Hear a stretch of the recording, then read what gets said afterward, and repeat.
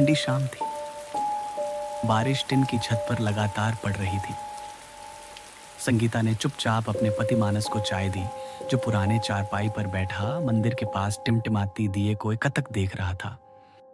उसने मानस के कंधे पर हाथ रखा। गणेश, चतुर्थी शुरू हुई है, फिर भी तुम इतने चुप क्यों हो? मानस ने थकी हुई आंखों से उसकी ओर देखा। वो आंखें जिन्होंने कुछ ऐसा देखा था जिसे दुनिया मानने को तैयार नहीं थी। थोड़ी देर बाद वो धीरे से बोला, तुम्हें निश्चय विक्रम और विकास याद है? संगीता ने धीरे से सिर हिलाया।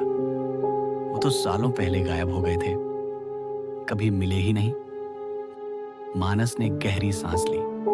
कुछ देर चुप रहने के बाद वह बोला, ये बात 10 साल पुरानी है। हमारे गांव में गणेश पूजा की तैयारी जोरों पर थी, लेकिन उस साल नदी में भयंकर बाढ़ आ। हर साल जो नदी किनारे की मिट्टी से गणेश जी की मूर्ति बनती थी, वो सब बह चुकी थी। गांव वाले परेशान थे, पूजा समिति बेचैन थी। तभी किसी ने मजाक में कह दिया, श्मशान के पास वाली जमीन तो बची है। किसी ने बात को गंभीरता से नहीं लिया, पर हमने ले ली। मैं, निश्चय, विक्रम और विकास, तब हम जोश में थे, गांव के लिए कुछ करना चाहते थे। सुबह सुबह फावड़े उठाए, साइकिलों पर निकले। श्मशान घाट की मिट्टी गीली थी, बाढ़ का पानी अब भी वहां की राख में सीप गया था।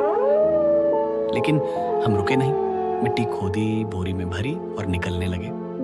तभी वो आवाज आई। ढोलक धीमे दूर कहीं जंगल की ओर से बज रही थी।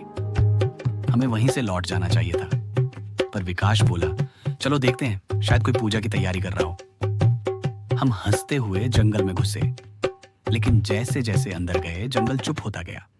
ढोल की आवाज तेज होती गई, पर वहां न कोई पंडाल था न लोग। फिर रास्ता गायब हो गया। पेड़ मुड़कर अजीब आकार लेने लगे। कोहरा हमें ऐसे घेरने लगा जैसे वो जिंदा हो। और फिर शुरुआत हुई भ्रम की। सबसे पहले निश्चय चिल्लाया।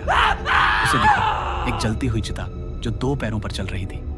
उसकी बाहें राख से बनी थीं और चेहरा टूटी हुई मूर्ति जैसा।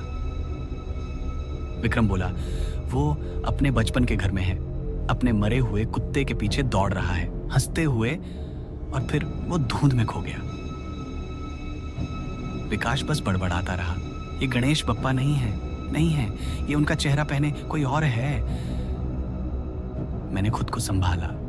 मैंने आंखें बंद की और बार बार बोला, गणपति बप्पा मोरया, गणपति बप्पा मोरया। मैं दौड़ा, पेड़ झुक गए, मिट्टी मेरे पैरों के नीचे हिलने लगी। मैं बाहर नहीं, गोल गोल दौड़ रहा था। और फिर मैंने उसे देखा। एक आधी बनी मूर्ति हमारी खुद खोदी हुई मिट्टी से बनी।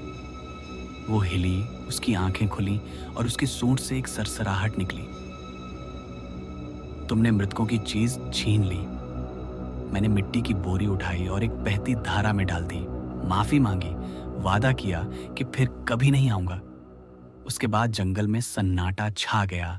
वह आधी बनी मूर्ति मेरे सामने से गायब हो गई और तभी जंगल ने मुझे छोड़ दिया।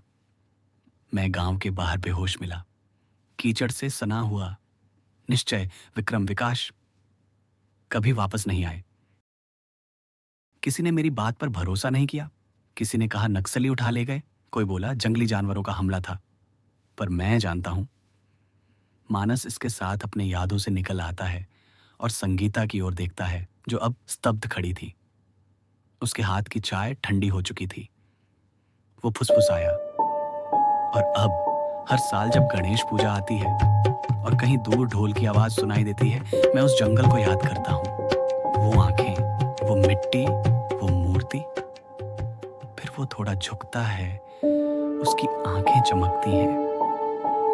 और कभी कभी रात को निश्चय की हंसी आज भी पेड़ों के अंदर से आती है।